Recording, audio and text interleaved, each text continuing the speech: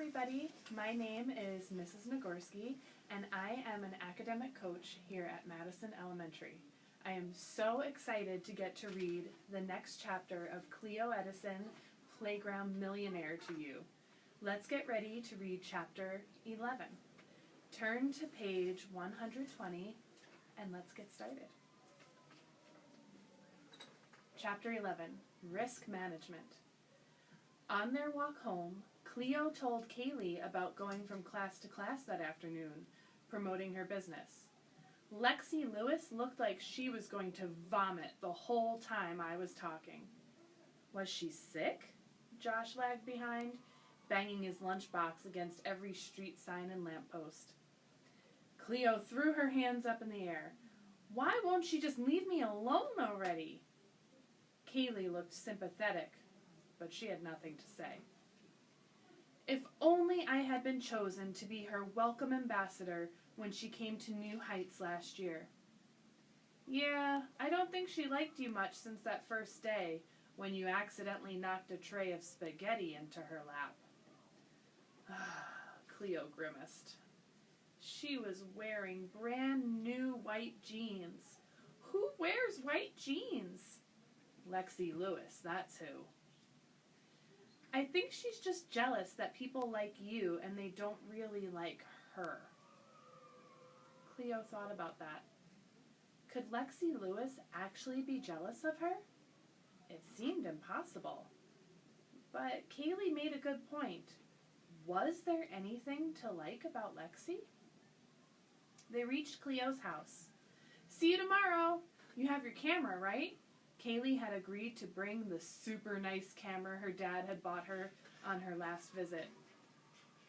It could record videos as well as take pictures. Sure, see you tomorrow. Kaylee kept walking.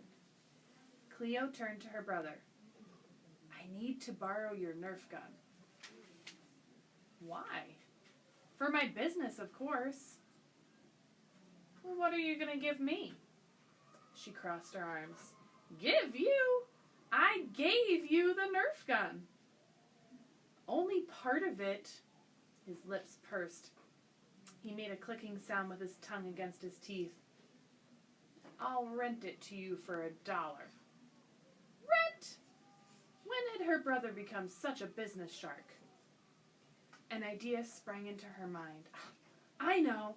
I'll let you be in the picture with everyone who gets a tooth out, since you're the star of the video.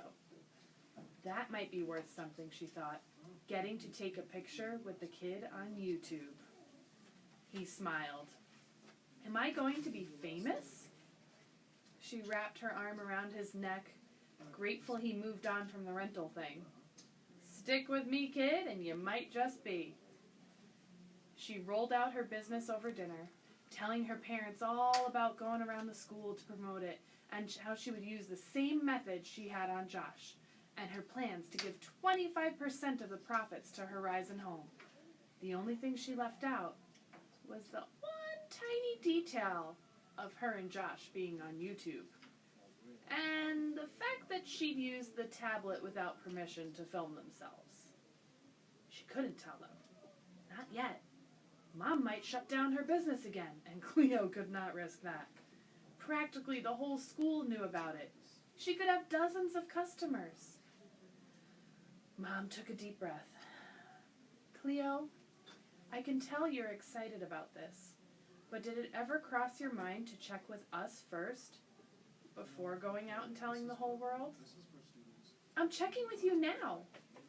No, you're not. You're telling us what you've already done.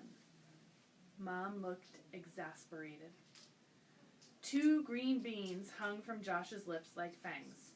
Julian stuck one up his nose. Josh laughed, spewing the beans and little pieces of green muck onto the table. Boys! Mom was mad. Cleo had been laughing, too. She bit her lip to stop. Your mom's right, Cleo, Dad said. It's always better to get us on board first. Okay, so she had mixed up the order of things a bit.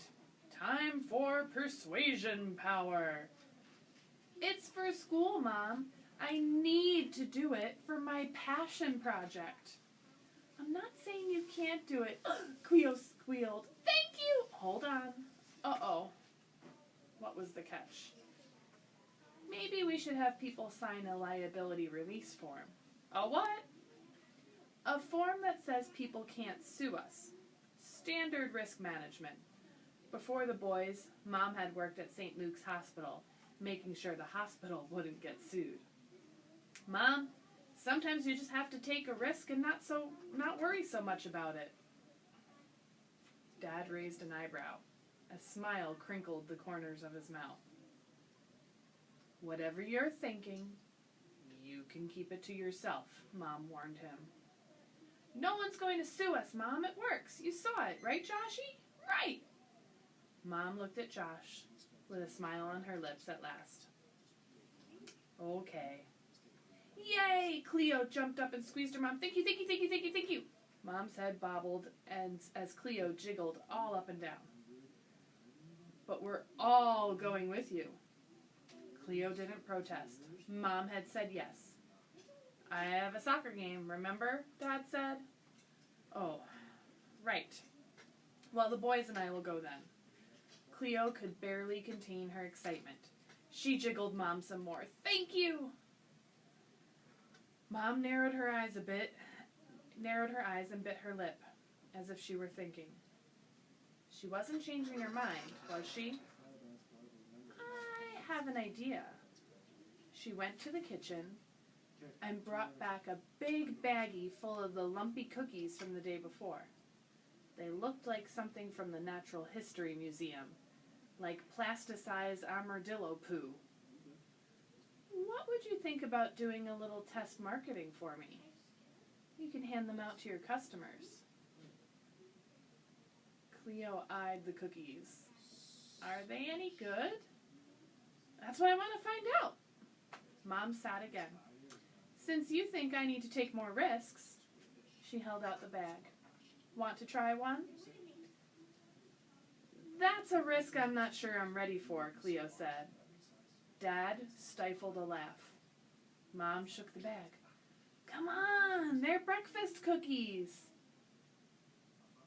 Cookies for breakfast? Mom was working some persuasion power of her own. Now that's a great idea, Cleo nodded in approval. But they still have to taste good. Barkley barked from his spot under the table. He didn't bother standing up. Sorry, Barkley. Not for you, Mom said, and pulled out a cookie. Josh grabbed it. Me too, JJ shouted. Ew, Josh's nose wrinkled. They stink. He dropped the cookie in the bag. As I was saying, Cleo crossed her arms. Josh, Mom fished it out again. You can't touch it and put it back in. Mom tipped the bag toward Dad. He raised a hand and shook his head. I'm pretty full from dinner, thanks. Cleo sniffed the cookies. They smelled like something familiar. Black licorice, maybe? What's in them, she asked. Mom ticked off the ingredients on her fingers. Let's see. Amaranth flour, oats, organic cake, cage-free eggs, prune juice. Prune juice? Ugh. Josh stuck out his tongue. Yuck! He and Jay ran from the room. Dad started clearing the table. Mom continued listing ingredients. Dried apples, cinnamon, anise. What's that? It's a seed that tastes like licorice. And smells like it too, Cleo said. She pinched her nose. Anise is good for your digestion and your breath. A great way to start your day. That could be your slogan, Cleo said, still excited about Mom's business venture, even if the cookies didn't sound, or smell, very appetizing. I'll try one tomorrow, Cleo said. Her stomach was feeling a little shaky, although she wasn't about to mention that to Mom. She didn't want Mom to have any reason to keep her home on her business's launch day. Mom shrugged. Suit yourself. She zipped up the baggie. I'll need your help with a name for them. You're good at that. Let's keep working on a slogan. Cleo tapped her cheek. She and Mom had never brainstormed for a business together. This would be fun. How about Nikki's breakfast cookies? They taste better than they smell. Mom swatted at her. Very funny. Saturday morning, Cleo packed her backpack with everything she needed. Floss, a beach towel, tacks, tape, and a big rolled-up banner with the name of her business. The only thing missing was her extractor extraordinaire. She went to find it. Mom came out of the boys' room. Her hair looked like a raccoon nest. Dark shadows circled her eyes. Julian's sick, she said. I've been up with him all night. Sorry, honey, but there's no way we're going to the park. Josh came bounding up the stairs. Chocolate chip pancakes are ready, but don't give any to JJ. I don't want to see what that looks like coming back up. Cleo ignored her brother's grossness. Can Josh and I still go? By yourselves? Mom shook her head. No, I don't think so. She headed toward the stairs. Cleo followed on her heels. What? Mom, I have to go. Customers will be expecting me. If I don't show, I'll lose people's trust. We'll just be at the park. It's not that far away. She was not giving up. I'll take your cell phone. I'll wash the dishes for a month. We're test marketing your cookies, remember? I want to go, Josh cried. Emilio's coming. Dad held out a huge platter of pancakes. Breakfast is served. Dad, can you come to the park with us? Get your assistant to cover for you? I can't bail on my team, but we could head there as soon as the game is over.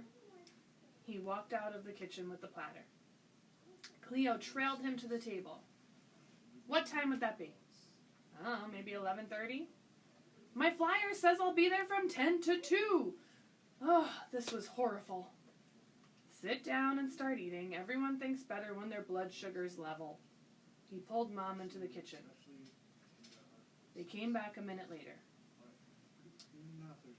We're going to let you go on your own, Dad said.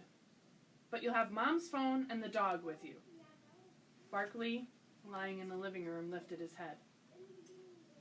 Cleo didn't think an obese dog would intimidate anyone, if that's what her parents were thinking.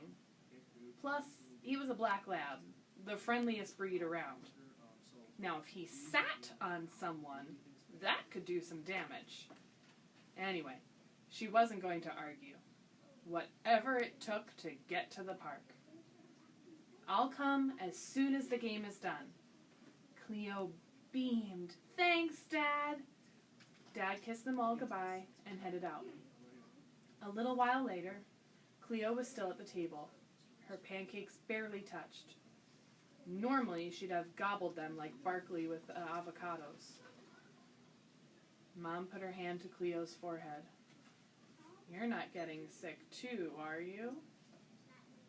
No, I'm fine. Just ready to get to the park. She stood and swung her backpack onto her shoulders. I'll have one of your breakfast cookies later. Come on, Josh, time to go. Josh ran into the room wearing his Dodgers hat and carrying the Nerf gun. Berkeley did his best to keep up with them. Mom put the cookies in the main section of Cleo's backpack and zipped her phone onto the outside pocket. She clipped Barkley onto the leash and handed it to Josh. See you when you get home. Oh, I almost forgot. Mom disappeared for a moment. She came back with a box of latex gloves and a container of gauze patches. I want you to use these. Taking risks is one thing. Avoiding bloodborne illnesses is another. Cleo started to protest until she imagined herself wearing the gloves, like an actual doctor. Yes. Gloves and gauze definitely added a professional touch. Thanks, Mom. They headed down the walkway to the gate. Don't forget about the cookies, Mom called out. Don't worry, Mom. Cleo smiled over her shoulder. I can sell anything. As Dad said, she could sell teeth to a crocodile. But right then, it was time to start pulling teeth.